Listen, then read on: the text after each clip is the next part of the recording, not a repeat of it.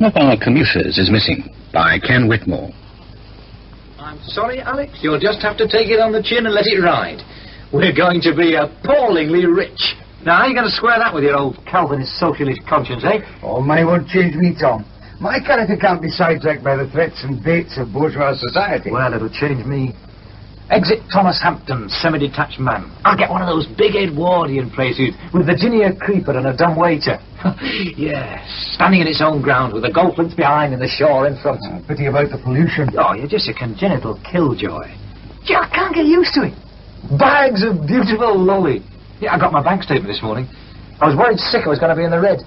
I was starting to get a grey pedal-dust soul. Oh, this office. There's got to be some changes made, man. Oh, I don't know. It's about the most decent in the building. It's got the most decent view. It's got the only view. The charm of a bus shed is quick to fade. You know, I don't know why you don't get a decent place out by the sea, Alex. Away from the stink of the city. No, the suburbs wouldn't do for me. I was out your way one morning, not so long ago, and I don't mind telling you, Tom, it frightened me. Nothing but dustbins. Dustbins? Well, nothing but dustbins out along every avenue. It must have been dustbin day. Dustbins on every pavement. No people. Beautiful dustbins they were. It looked as if the Martians had taken over. Dustbins standing to attention at every rustic gate. Yes, I suppose it's much more interesting where you live. All the garbage spilt picturesquely along the back alleys. Oh, the poor old commuter with his love of order and sanity and civilized pursuits. Oh, I know all about the commuter, Tom. I used to commute once when I was with plastic coatings in Glasgow. Do you ever fornicate with your eyes? In the train? God, they're all at it. 3 years I was commuting, and all these guys you'd see on the train, the same ones every day, always in the same seat, the same paper, lighting up the first fag at the same point along the line every day. In the end, it was driving up the pole. I'd see these men in the train in the morning, and I'd worry for them. Oh, then I'd think, forget it, you've got concerns of your own. Well, you should have done a crossword or something. And the creepiest thing of all, have you ever noticed how you see somebody on the train every day for years, and then one day suddenly he's missing? You don't notice straight away, it just suddenly comes to you. Weeks, months later. I haven't seen old Utzik lately. You know, the one who always wore thick grey knitted socks or whatever. And you think about him for about 10 seconds. That's a human being. Vanished forever. And where the hell's he gone? Has he committed suicide? Been posted to the Stoke-on-Trent sub-branch? Won the polls? You're given 10 seconds between the share prices and tonight's TV guide and forget him forever. You make it a real magical mystery tour. Anyway, I'll go on commuting till I vanish. Only I'll go first class. I'll be a superior suburbanite. Oh, we'll be absolutely rolling in the stuff this time next year. Well, I shouldn't count your chickens. I've counted them. 28,000 responses in a fortnight.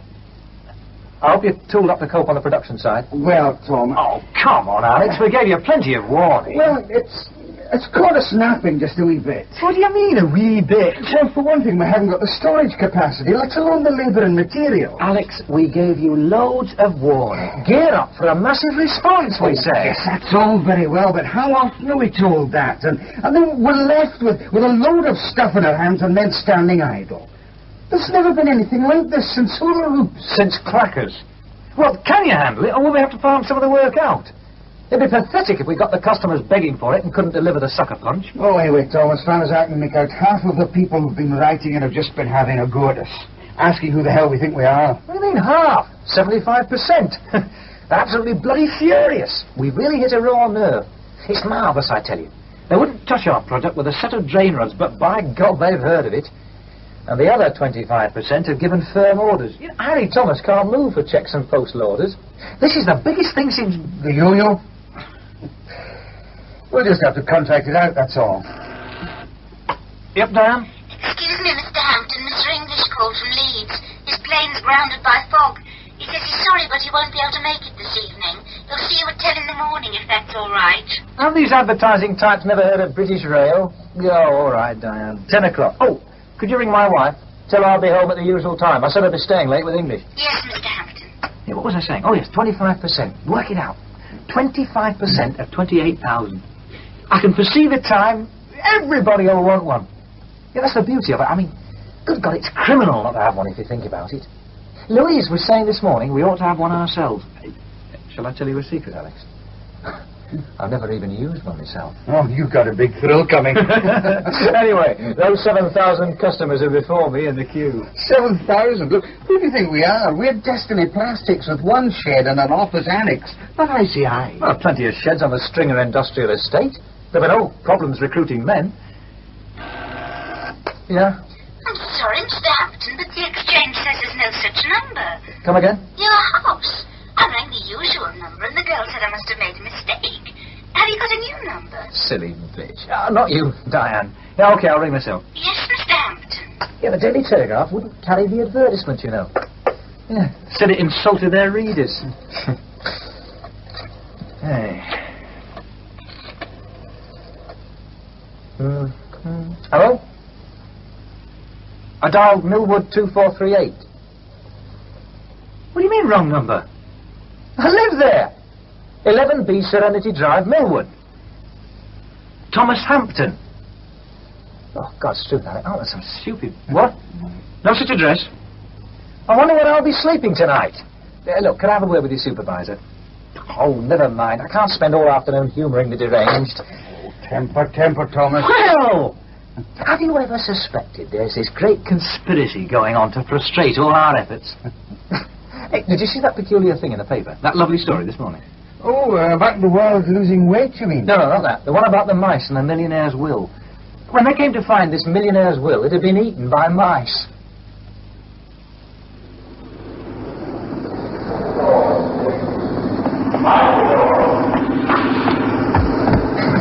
Mate. Oh! I'm sorry, miss. Is that where you're going? Oh, good, there's a stroke. Oh, Chris with an empty seat. Excuse me, please. Hello, Chris. Nearly didn't make it. It's gone dark early, hasn't it? Fog's coming down. Now, busy day, Chris. In on the GGs, have you? Do you mind? I'm trying to read my paper. Oh, Lord, we are high and mighty tonight. Well, do I know you or something? Oh, does anybody know anybody? That's the big metaphysical, philosophical question on every lip, isn't it? Oh, look, before I forget. Valerie says you're to bring Brenda round for a drink tonight. Valerie? Look, would you please stop annoying me? Oh, come off it, Christopher. I've had a hard day as well, you know. You know what Valerie saw this morning? A bloody big duck walking down the middle of the road, quacking. Excuse me, but I've no idea what you're talking about. And frankly, I don't care. I don't know you from Adam, and I can't imagine where you got hold of my name. Now, will you please leave me in peace? So what are we playing? Strangers on a train? Excuse me. Hey? Excuse me, please. Can I get past? There's a chap down there I want a word with. Be my guest. God, Lord. Another one ripe for the livery of war.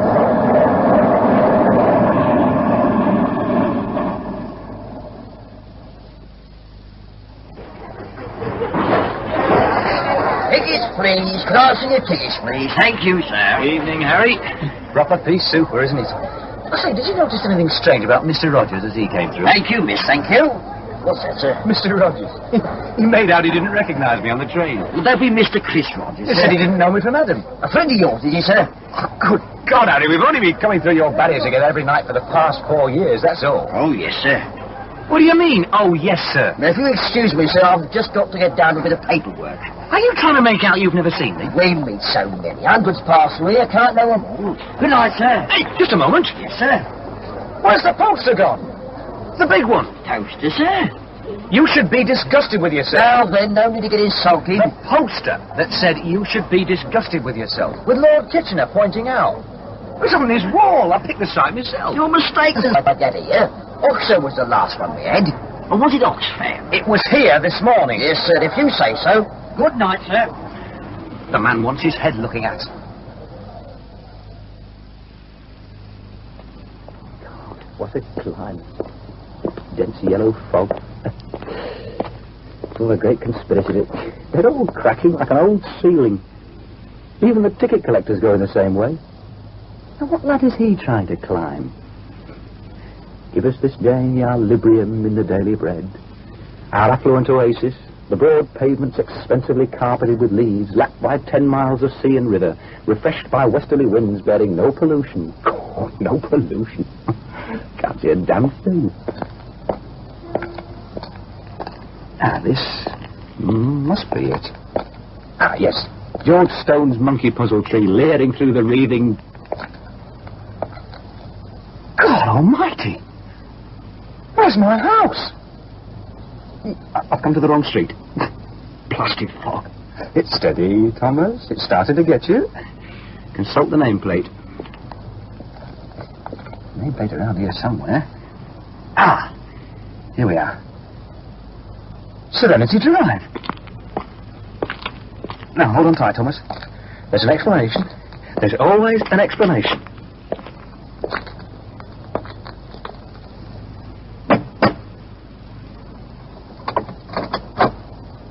Yes? Good evening? Tony, for Pete's sake, what's happened to my house? I beg your pardon? Where's my house gone? Old chap. Your house? I'm sorry, All right, Tony, spit it out. It's all right. I know there's some perfectly logical, horrible... Look, I think with this fog you've sort of blundered into the wrong street or something. Where's Valerie? Where are my kids? Where's my bloody house? What on earth's all this shouting? This chap seems to think his house is... Jean, tell me the truth. Go on, I can stand it. What was it? A bomb? Do you know this man, Tony? Oh, good God, Jean, we've been next-door neighbours for years. Next-door neighbours? Your house was joined to mine. Where's my house gone? He's absolutely raving. What was it, a gas explosion? I can't understand why there's no rubble. It's so... neat. Close the door, Jean. I don't like the look of this. Nor do I. Sorry, Jean. Valerie's Michaelmas daisies. Blast this fog. There should be Michaelmas daisies round here somewhere.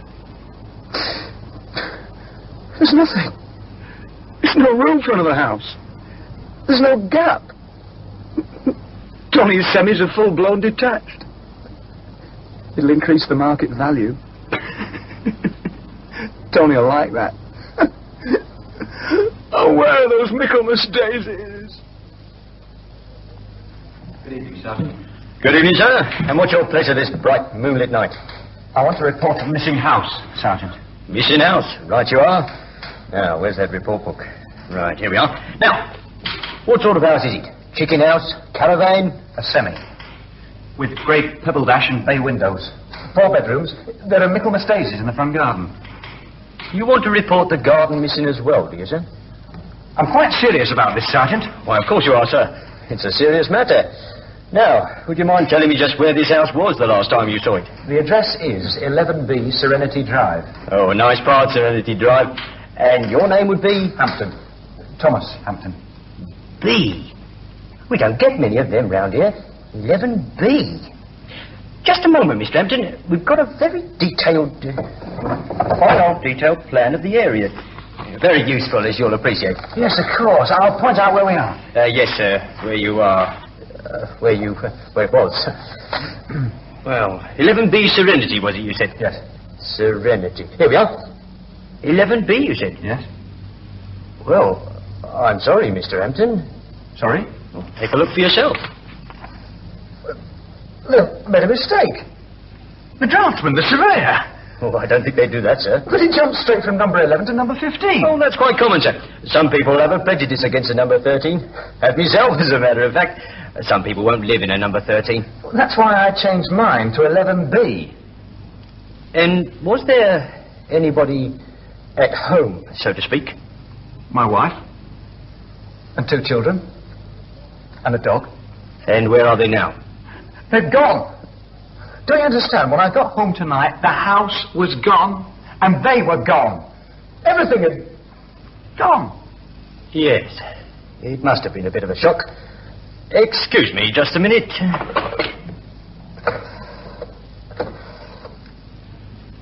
That you, Joe? Listen, is Dr. Kelly still there? Could you ask him to slip in for a minute? Tom. Doctor, what do you want a doctor for?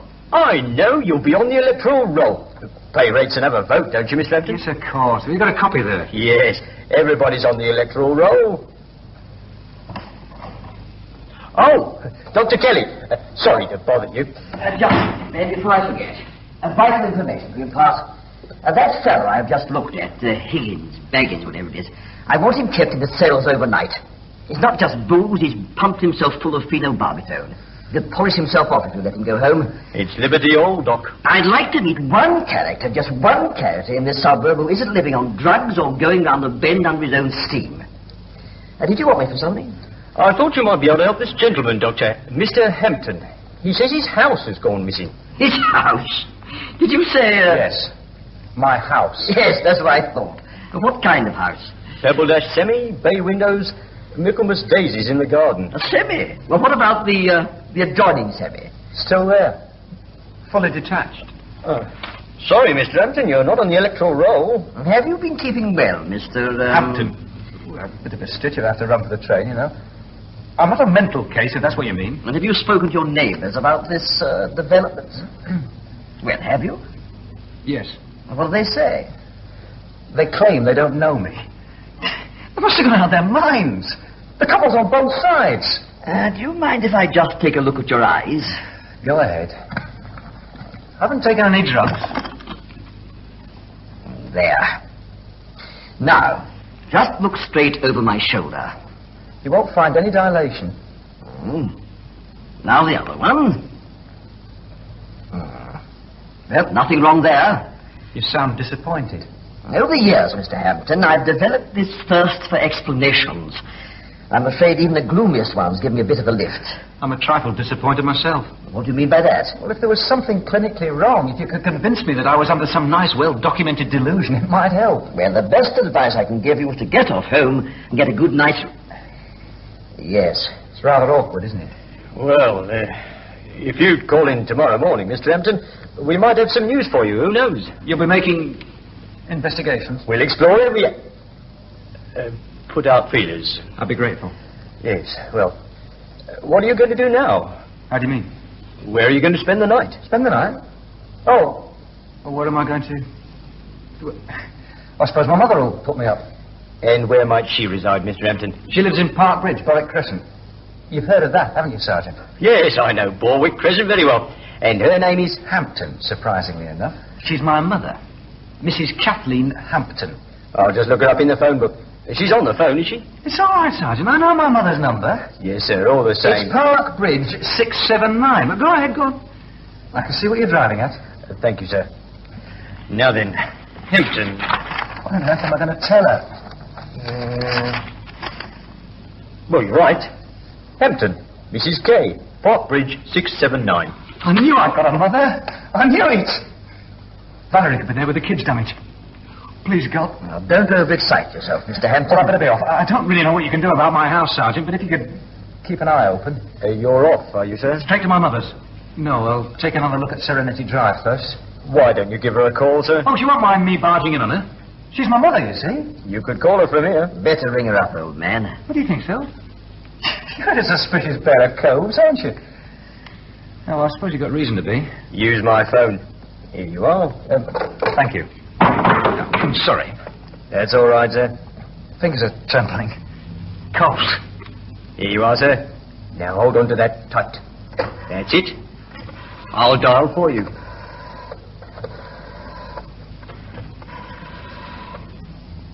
Is it ringing out? Yes, thank you. I can't keep my hands still. I've never... Park Bridge 679. Mother? Park Bridge 679. This is Mrs. Hampton. Mother, it's Tom. I'm sorry, but you've got a wrong number.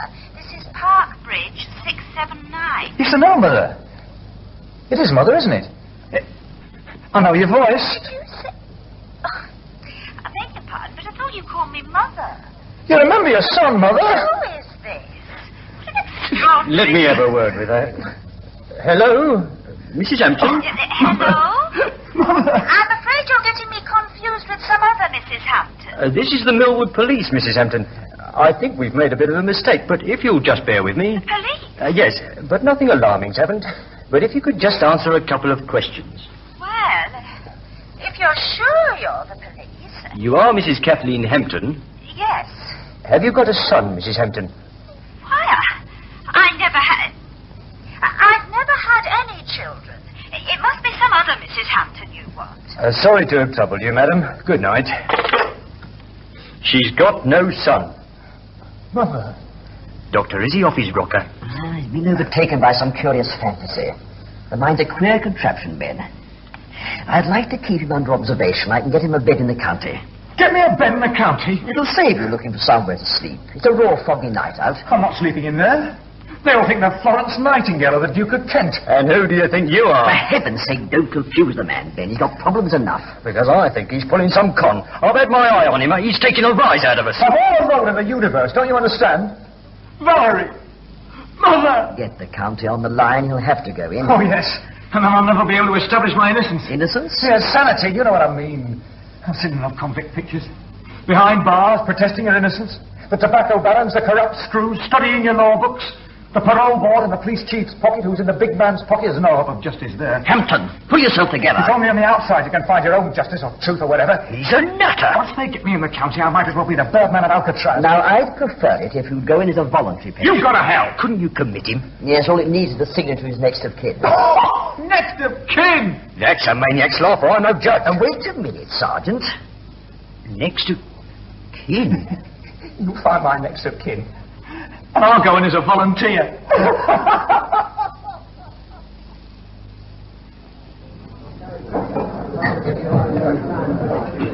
Jim, what a pick of the night. Good evening, sir. Shocking, isn't it? Now, what can I get you? Well, the usual. Oh, a scotch. Make it a double. You don't know me, do you, Jim? I'll place you in a minute, sir. Thank you. How's you with the CID?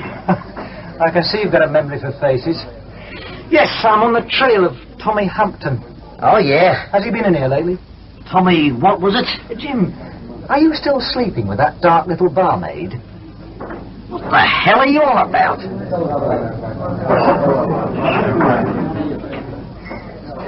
Can I get a bar? Oh, by all means, Christopher Oldcock. Private bitter, please, Jim. When you're ready. Well, Brenda's let you out for walkies, has she? Oh, no, not you again. Has anybody ever told you? You look quite lovely when you're angry. I'll have you slung out of here. Pint of bitter, Mr. Rogers.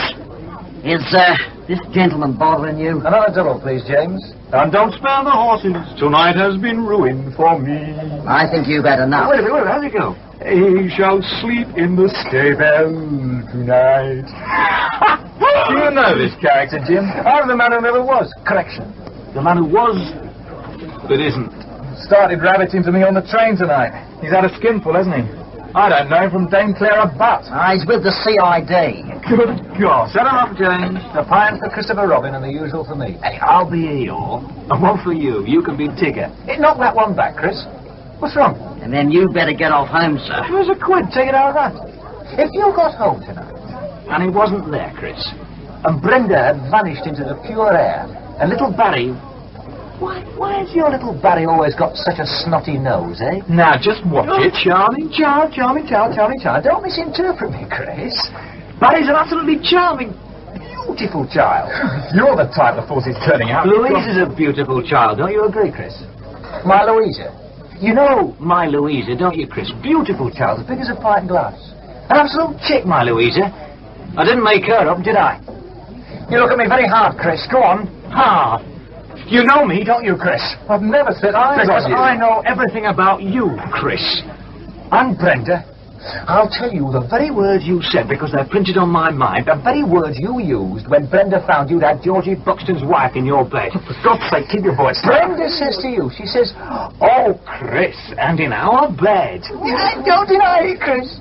You told me all this yourself, and you just turned around and you said, "No, it's any old bed." Right, you bastard, you bastard. That's enough. Oh, down in there. Oh, all right, down in there, thank you. I'll turn on my CID Jiu-Jitsu. Keep away. The best offence for that, don't they, Chris? Half a piece, I'd take him away. Get his hand under a cold tap, somebody. You better skedaddle. You don't belong in a place with civilized people. You're a savage, you are. Don't belong. Go on, get off home before your colleagues come to pick you up. They'll kick you out of the force for this, you know. He's in the CID. Scraping the barrel. Civilized people? Being civilized a bit of a handicap for people like us, I'll tell you. Get off home. Home? This is home. Don't you understand? Look at me.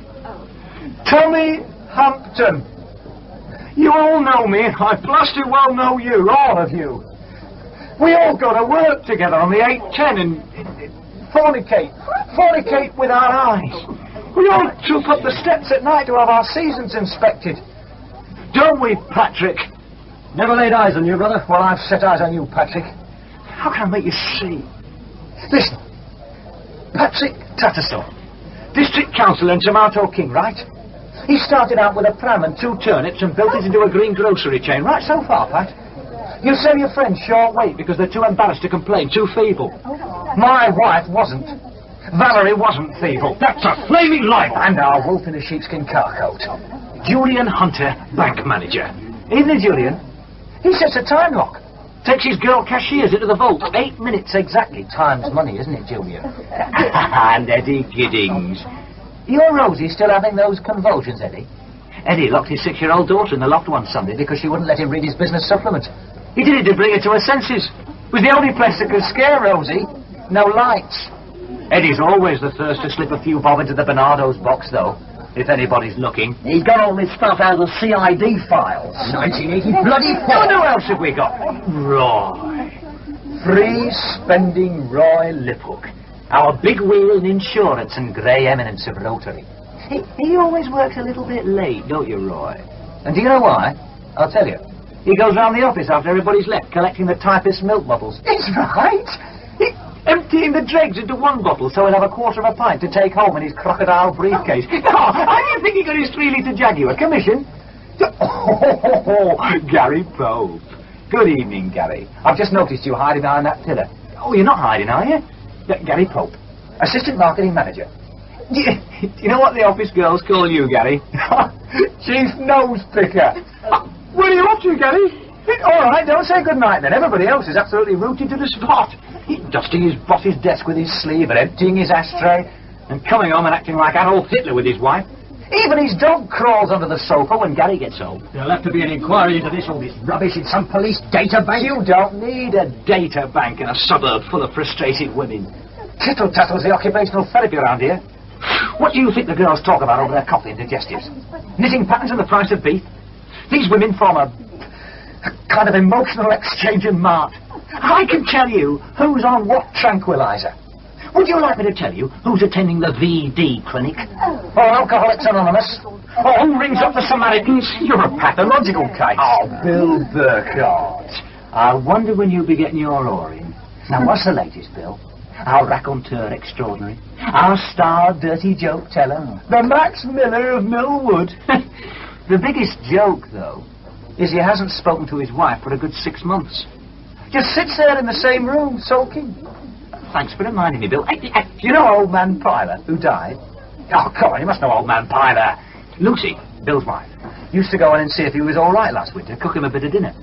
Old man Pilar had this minor bird called Bill. Is that right, Bill? It's supposed to be a talking bird, but it never opened its mouth all the time Lucy was there.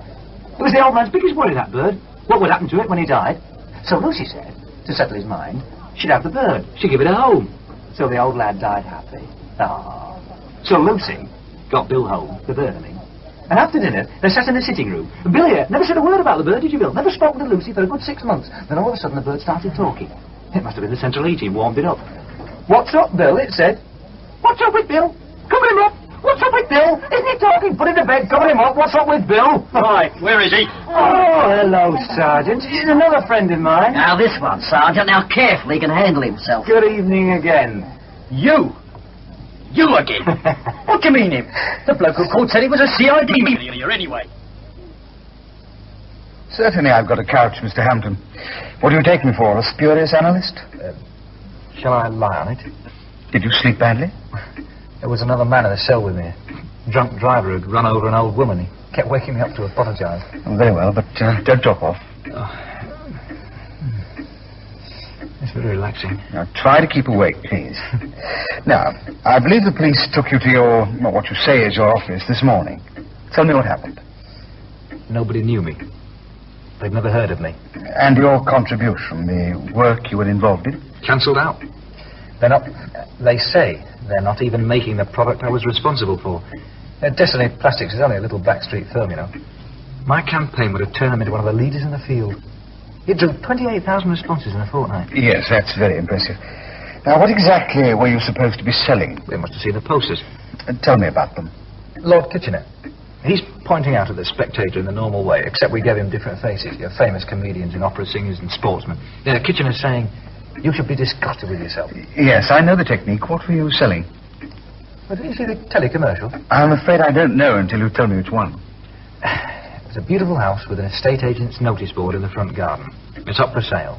A little man and his wife come along, prospective buyers, and they're let in by this very upper-class type owner. The man and his wife are a bit common. She shows them round the house, and it's so swish they're intimidated by the grandeur of it all. Once you get inside, you see, it turns into a sort of Woburn Abbey. Mm-hmm. The owner shows them round like the Duchess, giving a couple of trippers a conducted tour. And at last, they come to the lavatory. And by this time, the owner's asserted this tremendous moral authority. She opens the door of the loo. The couple look inside and step back with a cry of revulsion. Their eyes swing round, burning with contempt, accusation. But where's the B-Day? They ask her, giving her the most crushing look imaginable. Yet close-up of owner's face, completely punctured. Freeze the shot for 3 seconds. Enter commercial. Oh. No, I've never seen that. What are you selling?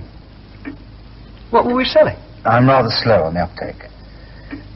B-Days. It was becoming a household catchword. Comics and politicians were starting to use it in their acts. I'm sorry, but I don't follow. But where's the B-Day? Everybody was saying it. It was a part of the national consciousness. Not mine. Yeah, that's what they all say now. It attracted 28,000 responses, and now there's no record of them. Did you have a very strict upbringing, Mr. Hampton? I was an only child. My parents were very easygoing. I could have had the moon. Yes. I see your mother says she never had any children. Her ovaries and uterus were taken away when she was 16. It's all on her medical file. Her entire life was built around me. If she never had me, there must be an enormous hole in her life. Now, I think it would help if we could establish when all this started. Tell me about yesterday. Which part? Start at the beginning. Start when you got up. Did anything unusual happen? Well, no. When I came down, the children were sitting at the breakfast table, having a bit of a barney about... what was it? Oh, yes. The Puffin Post had come and some stamp approvals in the post. Oh, and the bank statement had come. I was a bit worried we'd be in the red. You've opened it. Are we in the red? Narrowly in the black. Could you manage 2 eggs? Oh, thank God for that. Now, listen, you two. The lavatory is in a disgusting mess again. Somebody rammed an entire roll of paper down the pan, and there are face flannels... It wasn't me! Listen, and somebody's peed all over the floor and dropped the face flannels in it. Makes me sick to walk in there. How old are you? From now on, you're going to have to use newspaper, the pair of you. We should have a B-Day anyway, us of all people. Don't be impertinent. There. Can you manage 2 eggs? Thanks. And Valerie, I want you to throw those face flannels out. They're always on the floor. Louisa, I hope you know you're slopping milk all over those stamps. Give them to me, Louisa. Now eat your breakfast quietly and let your father read his paper. Yes, get on with your breakfast. Listen to this. Millionaire's will eaten by mice. Eaten by mice? So who gets the money? Well, that's what the court's got to decide. Well, that's made my day. Hey? That a humble mouse can defeat the lifetime schemings of a millionaire. That's the best news for ages. Funny sense of humour. Mystery of the world's loss of weight. What's that mean? The world's getting lighter. It's a science report. Scientists using the most sophisticated measuring instruments have demonstrated after studies lasting 4 years that the world is losing weight at the rate of 0.000, etc., every year. The annual loss is approximately 7 tons, the equivalent of 2.5 adult elephants or 1 semi-detached house and its contents. How on earth can they know that? I think it's rather obvious, Mum. Oh, yes, Louisa, do enlighten us. All the wear and tear and the dust that gets kicked up. The explosions, bombs and quarrying. Bits of the earth are going sky high all the time. Everybody knows that. If something's blown up, the fragments fall back to Earth. Oh, wait a bit. The figures take into account normal wastage caused by suction of dust particles into the atmosphere, the release of meteorological and surveillance balloons and satellites, and the propulsion of minerals, men and other livestock into the outer atmosphere in space vehicles, etc., etc. So how long before we're reduced to the size of a ping-pong ball? Wait a sec. If this rate of loss is sustained, the world will disappear in approximately 7.5 million years. It could always be those mice. Well, time I wasn't here. Off to your work of national importance? Well, it fills your larder, doesn't it? Oh, don't be so touchy. I'll come out with you. I want you to see my Michaelmas daisies in the front. Oh, where's my blasted hat? Under the hall table. Here, I'll just give it a little brush. Oh, by Joe, Louisa. Well, isn't anybody going to say goodbye? Bye, Dad. Cheerio. I should think so. Here, under the window. Aren't they gorgeous? God, that sewage on the shore. It's a bit nippy. Look, I want you to hide that lavatory paper for our exclusive use. Just look at that colour. They hit me in the eye when I took Bella for a walk this morning. Do you know what I saw when I got up? I was looking through the bedroom window, and I saw a big fat duck waddling down the middle of the road, quacking. Good morning, neighbours. Oh, hello, Anthony. Are you feeling better? Have you seen my Michaelmas daisies? Have you seen my giant dock leaves? Oh, I just feel a bit spare and jaded. I've got this longing to enter a spaceship or a monastery. How's Tom? Still flushed with success? Oh, very witty. Cleaning up in a big way? If there's anybody deserves a nervous breakdown, it's you, Anthony. Tom. Come round for a mug of chow later, Val. Jean will be brewing at about 10:30 when I've done the hoovering. So long. See you, Tony. That was a childish thing to say. It wouldn't be so bad if he'd vary his material. It's always flushing or cleaning up with Tony. That's why I refuse to take him for a drink. He's always saying bottoms up. Well, it fills my larder. Goodbye, sweetheart. You look very fetching in your bowler. I'll be about an hour late tonight. A chap from the ad agency's calling in at about 5. What a peculiar time. He's flying up to see some client in Leeds and dropping in on the way back. Money to burn, haven't they? If you see Christopher on the train, ask him to bring Brenda round for a drink tonight. Okay. Have a nice day. Yes, well, I suppose there's a degree of verisimilitude in all that, although the duck strikes a somewhat discordant note.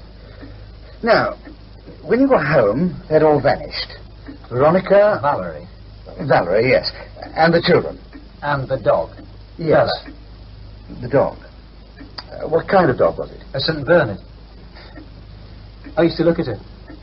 Used to gaze at Bella, that massive heap of fur sprawled over the carpet, and wonder why such a useless and amusing creature, so much bulk and sadness, had been put on the earth for just 5 or 6 years. I don't follow. All that muscular exertion, that gigantic feeding and prodigious voiding, for a few years of utterly futile living. What for? What is the divine twisted intention? Oh, these questions will always be asked. Now, this obsession of yours with lavatories. Obsession? Well, it runs right through the case. The children at breakfast, the dog, bidets, the sewage on the shore. I give odds you're a compulsive hand washer. The Times. What? The annual losses. What was it? The equivalent of so many fully grown elephants? Or one semi-detached house and its contents? You're not taking that seriously. Oh, I am, you know. You'll find nothing of that nature in the Times. I want to see a copy. One moment. Yes, Miss Godfrey? Margaret, would you try to get hold of a copy of yesterday's Times? You might find one in the registry. Right away, sir. There are more prosaic explanations. Oh, yes. The existence you say has disappeared is an ideal one which you have invented because your real one is unbearable. But I'm perfectly stable. We're none of us stable until we're dead. Look here. Say your story is true. Have you really lost such a very great deal? What was your existence so perfect? Look, set your achievements against your dog. Square up to it. Which was more futile? There was slightly more to my life than that. I had relationships with people. I know it sounds appallingly banal, but we all mattered to one another. Oh, that liberal humanist balderdash. What? All right, what's your idea of the purpose of existence, then? Look, eating, sleeping, fornicating, that's all. Don't let anyone kid you. Come in. The Times for yesterday, Mr. Godfrey. Oh, good show. Thank you, Margaret. Yeah, it was towards the middle at the bottom of the science report. Oh. Mystery of the world's loss of weight. Well, well. Valerie. The universe with one snap of its jaws. But this doesn't prove a thing, you know. Good Lord, and I think of all the trouble I've had to go to removing all trace of me. There. The tax records, driving licenses, bank accounts. You really believe there's some divine meddler intent on conjuring away everything to do with you? Oh, the universe has to cover its tracks. Church registers, Somerset House. That great web of relationships in which I'm just a minute strand. It's all had to be rearranged, respun. Oh, My poor mother's ovaries. Where have they vanished too? You'll be all right. In 9 cases out of 10, it all clicks back into place, given time. Or perhaps your real family will come forward. Look, get your photograph in the newspapers. Oh. Somebody will recognize you. In the meantime, face up to it. Start a new life. Many a man would envy you. A clean slate, free from the bondage of social relationships. You don't seem to understand. I'm cut off from every human soul. My reality has to be confirmed by others. A man needs a solid background. You want me to abandon everything I've lived and worked for. Well, what's all that add up to? What? Well, all that muscular exertion, that gigantic feeding, that prodigious voiding. What will future generations look back and thank you for? Promoting universal health and happiness by popularizing the B-Day? What the devil's happening to your foot? You talk as if everybody had to justify their existence. Your foot? Hampton! Good heavens, man. My foot? Good God! Where's it gone? Your leg's disappearing. Both legs. I'm going! I'm going! Away I go! Bloody man's gone. I'm working too hard. Mr. Godfrey? Mr. Godfrey? Eh? Your tea, Mr. Godfrey. Are you all right? What's that?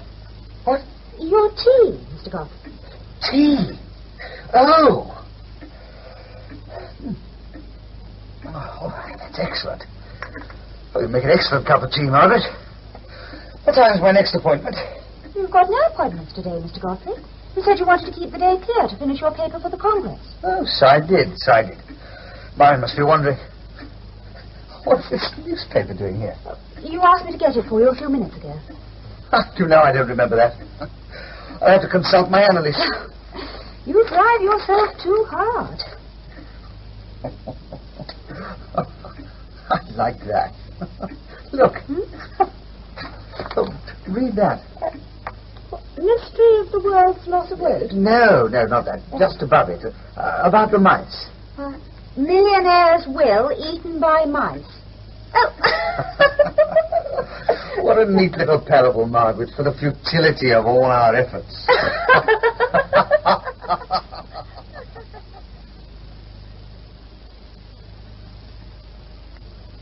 In One of Our Commuters is Missing, by Ken Whitmore, Tom was played by Christopher Godwin. Alex and Godfrey were played by Ronald Herdman. The Sergeant and Anthony by Howard Benbrook. Mother and Margaret by Heather Stoney. Chris and Joseph by Stephen Malatrap.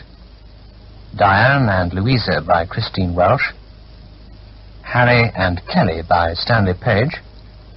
Jean and Valerie by Janet Dale. The play was produced in Leeds by Alfred Bradley.